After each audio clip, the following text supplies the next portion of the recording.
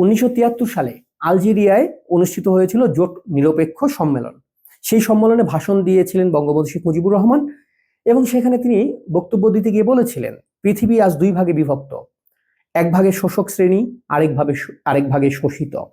আমি শোষিতের দলে।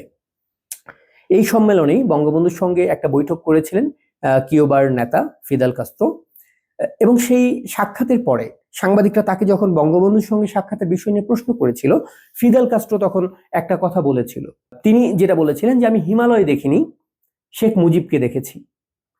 ব্যক্তিত্ব ও সাহসে এই মানুষটি হিমালয়। আমি এভাবেই হিমালয় দেখার অভিজ্ঞতা পেয়েছি।